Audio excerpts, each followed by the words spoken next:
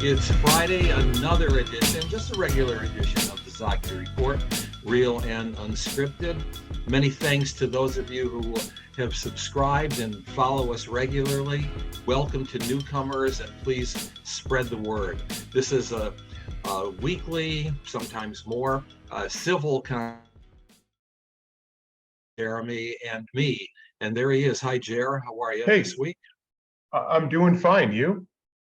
I'm doing well too. These are real and unscripted, and so I've got a bunch of things on my mind. So let's kind of try to mow them down as we can. Okay, and then obviously whatever you have on your mind. So first and foremost, I I will admit to being angry about this age issue and Joe Biden. Yes, he's an 80-year-old man. I get that, and yes, he shuffles and probably not as robust as he's been before. He has slowed down. There's absolutely no question about that. Yes, he needs to be protected. Many of us remember the days when Ronald Reagan was in worse shape than President Biden is. New report that came out just this week suggests by use of algorithms and data that there's a strong possibility, given their histories, that Joe Biden could outlive Donald Trump by a factor of several years. Um, Bottom line is, this issue has just gotten away from the White House. I thought the president looked good in Vilnius and in Finland. I thought that there his public persona looked not only robust but resolute, whether I agree with his policies or not. And it occurs to me then that the only thing holding him back, I mean, 70% of voters say they don't want him to run for reelection. The only thing really holding him back is the thing that could hold back any CEO who's of a certain age, and that is a succession plan. And here we go again. I don't think that voters are comfortable with Kamala Harris. And I think that that hurts Biden's chance. He has plenty to run on. I think he would be running away with in any head-to-head with Donald Trump and Ron DeSantis if it were not for the fact that the backup succession plan is just something that voters aren't buying. And so I think what the White House has to seriously consider, this is now third week in a row, is how do we deal quickly, offering her something to induce her to leave and getting another running mate as quickly as possible. What do you think? Well, I mean, I don't want to get into the age thing. I mean, people have made up their minds, and it's just very intriguing that people can live in two alternate realities. Although that's not very surprising given the last 7 years. So, I mean, my personal feelings, I don't think really matter. There are a lot of people who feel that way. There was a time, just 6 months or a year ago, where probably most Democrats were on board with you. It looks like that's not the case anymore. This isn't just a partisan thing. Is that because it has been engineered by the media in terms of their relentless coverage of Biden's age? Remember, this goes back exactly a year ago, when the New York Times and others quickly followed suit.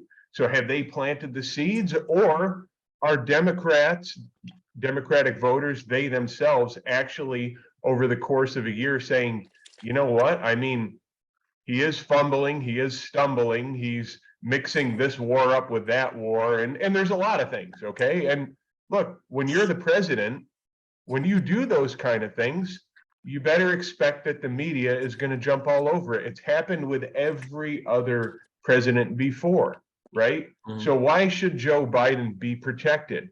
He's 80 years old. In 2024, he's gonna have to primary, and then he's gonna have to campaign for the general election. And primarying is going to require, now he may not be able to go to 50 states, but he's going to have to go to key battleground states. He's going to have to do a lot of press. He's going to have to do well. Are there even going to be debates? We don't even know. That's something that's being pushed aside, and maybe that's driving some frustration from a lot of Democratic voters. I mean, I have seen polls where Democratic voters thought there should be debates. So what is going on that Biden being protected from debating? I don't know. These are just my thoughts.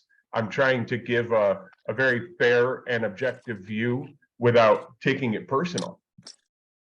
Okay, so one more comment on that, and then I want to switch topics, and that is that Biden actually could benefit from debates in the sense that he's probably better out there than being shielded and protected.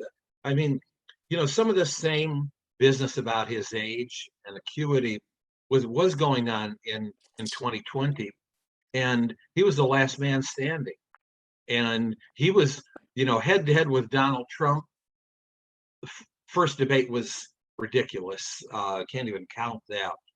But remember, he's the only one who could go head to head with Donald Trump and tell him to shut up, which is something that his Democratic base enjoyed. In other words, if he emerges from the very low expectations that folks have for him by just standing on his feet and having some good zingers and one-liners, the way Ronald Reagan did 1984 against Walter Mondale, it could be to his benefit.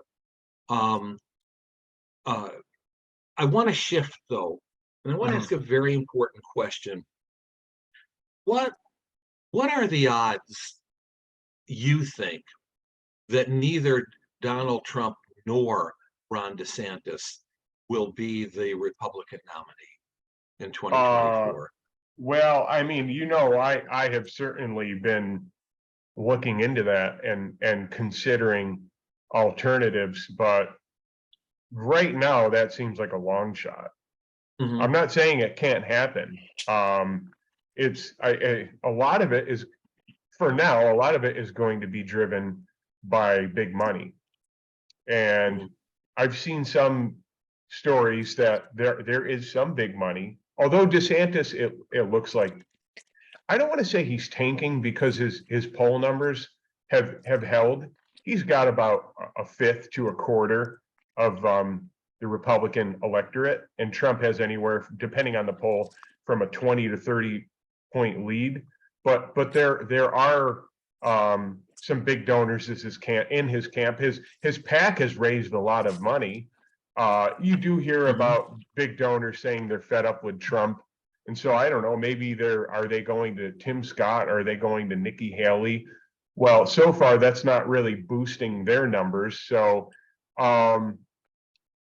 long story short, I think right now that's a long shot. It is a long shot. However, there is this scenario. You can be, as a candidate, a victim of high expectations. Just talked about low expectations, right, for Joe Biden. But it's a real problem, I think, could be a real problem for Donald Trump, polling as high as he is in a crowded field, because the expectations are that in Iowa and then New Hampshire, he has to match those numbers. Otherwise, he's seen as damaged goods. I've told the story over and over again. I'll get real quick. 1984, Walter Mondale, sitting vice president of the United States, or former sitting vice president of the United States, sorry, actually was damaged by going into Iowa with 55, 60% in the polls, when he polled only 45%, again in a multiple candidate field. And Gary Hart rose from the ashes to get about 15, 16% of the vote. Gary Hart was deemed the beyond expectations winner. And so that's where I wonder, here's Donald Trump sitting on a lead in Iowa, and Iowa is very important for Republican for setting the table. Here he is sitting on this huge lead and saying he's not showing up for a debate. He's not really campaigning except his massive crowds, not doing the kind of retail politics that that Iowans require. You know, the handshake, the backslap, the the walking into diners. And remember, Trump lost the Iowa caucuses in 2016. Ted Cruz actually won at that point. So I wonder if we get into a scenario where Trump wins Iowa with 40 or 40% of the vote, and somebody emerges, and it could be a Tim Scott. I'm hearing that some of Ron DeSantis's big money is getting very tired of his poor performance, and they're looking very closely at Tim Scott, who also can benefit from the fundamentalist Christian vote in Iowa. He may be the candidate to watch as the big surprise, and that Donald Trump could be hurt, not by losing Iowa, but by being damaged in Iowa. Yeah. I mean, in these scenarios, there's a lot of seesawing. You know, go back to 2012, and there was a moment when Herman Cain was ahead in the polls, right? And it was kind of unbelievable. And then, scandal broke out. So I mean, these things are normal for candidates to have their moment. And Tim Scott could have his moment. I guess if his moment timed with Iowa, that could be huge. But I think what's driving all of this is, I don't know if you coined this term or not, but you certainly used it over the years, the Armageddon election. You started in 2000 calling it that, and then each year we were referring to it as each election cycle was becoming the Armageddon election. And that's actually, it was true, because they were getting more and more intense. And here we are going into 2024, and this is the next level.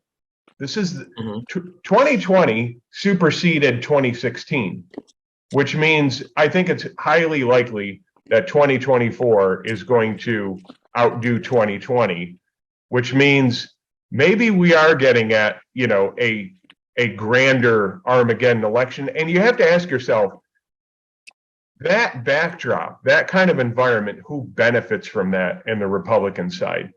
Trump has been through those hotly contested, hyper-polarized election cycles and has emerged. It doesn't mean that he can't shoot himself in the foot. It doesn't mean that he can't play himself out. But with the stakes so high, with anxiety so high, with the future looking so grim, I would, rather than answer, I would ask a question. Is that something that is that an environment that Donald Trump can thrive in? Or has he played himself out? That is a real good question. Now, as you point out, we have plenty of evidence that that's the kind of condition, atmosphere that he has indeed thrived in. Now the question is, are voters tired of that? One of the things we do know is that political interest among millennials is at a low point right now. Now, Democrats can't afford that, but neither can the system afford that. And if millennials get turned on by a candidate or are given a reason to believe that their vote is going to count, that's the sort of thing that I don't see benefiting Donald Trump. But frankly, I also don't see it benefiting any other Republican, with the possible exception of Tim Scott, who has a kind of an overall positive message. You know, one of the rules of the political campaigns, when there were rules that you followed, was that the happy warrior the candidate with the optimistic message is the one that would win. I think to a great degree, that's what helped Joe Biden. You know, Yeah. Uncle Joe, guy who's been around, the steady hand, the regular guy. It did not help Hillary Clinton, as we saw. Uh, in this instance, as I look at the Republican field, the guy I'm really watching, and I think you are too, is Tim Scott, as Yeah. the fellow who could emerge from the ashes and be very appealing in a crossover way, despite the ultra conservatism, but be very appealing as a persona and a message to some key Democratic groups. Well, yeah, and I think the only problem, and then you kind of hit on this, is the millennial vote. Yeah. A person like Tim Scott he wears his religion on his sleeves, and so although he's dynamic and he's charming, and he is full of hope, and he is a walking example of somebody who can go, in his own words, from the cotton fields to Congress and then to Senate. That's very uplifting amidst this backdrop of hyperpolarization and a crumbling economy, and I mean, really, just a very dark mood that I don't think we've felt since the 70s. I wasn't around in the 70s, but just looking at the movies that came out and the literature and the books that came out, I mean, it was a dark period. But so that's the problem, I think, in terms of getting a group excited, like the 18 to 29 or the under 40 vote, is somebody who is just going to be straight up and say, no, I don't think that a woman should get an abortion in any circumstance, and I don't believe in gay marriage. I think it's wrong. I mean, that I just don't even know how he's going to find an appeal among the youth vote with stances like that. Which then should, well, let me just say this, which then means, so it's not so much that Donald Trump is loved, it's just more or less that voters say, well, he's time tested. We know what we're going to get. We have the perception that the economy was doing better under him, and that things were, the good old days, believe it or not. This isn't me talking, this is the Republican base, the good old days before 2020. So that's my take. So one final issue, inflation annualized is at 3%. Will this have an impact? I mean, inflation has been the top issue now for the past year. Hasn't played out as a top issue in the election because I don't know that a lot of voters identify either party as being more effective on inflation. So other issues, have taken hold as button pressing issues. But it was annualized a year ago at 9.1%, and it's now at 3% on the nose. What sort of impact is that going to have on? Well, we have to look into those numbers. Who's calculating those numbers, and what are they leaving out in the basket of goods that they index for tracking inflation? I mean, that's my first question. I'll share with you an alternative data point that I think is very indicative of the state of our economy, and probably a good indicator as to how the economy will more than likely continue to be the top issue. Is that for the first time ever, the federal government has now paying more than $900 billion on its interest payment. So it is fast approaching a $1 trillion payment on its interest, which you and I would probably, as you would use the term, becomes a watershed moment, or a moment of where there's critical action, where when your interest payment is getting that high, the debt becomes unsustainable. And look, the debt and inflation are one or the other. They're inextricably tied. So I'm just trying to give another economic indicator that I think is being lost when they report, numbers like that the inflation is lower. No question about how staggering that is. There also is no question about the fact, and forgive me for this very partisan moment here, that Republicans have been just as responsible for being pigs at the federal trough as Democrats have been. And oh yeah, yeah, and so there are no heroes in this debate. I know there's 21 MAGA Republicans that are holding up the military budget. We also have Tommy Tuberville, who is holding up the military budget on the issue of abortion. But it's hard to see that many voters are taking that as the high ground, especially if we get to a point where we don't pass a military budget and we also get into a situation where we have another government shutdown or threat of government shutdown. Well, that pretty much exhausts anything that I want to talk about or that I know anything about, including even some stuff I don't know anything about. How about you? Are we calling it quits? I'm ready to finish the day and start the weekend. How about that? I'm ready for that too. Okay. Not that I'm going to be everybody. starting the weekend after this, but you know what I'm saying. I know what you're saying. Okay. Bye-bye, everybody. Spread the word. Take care. Have a good one.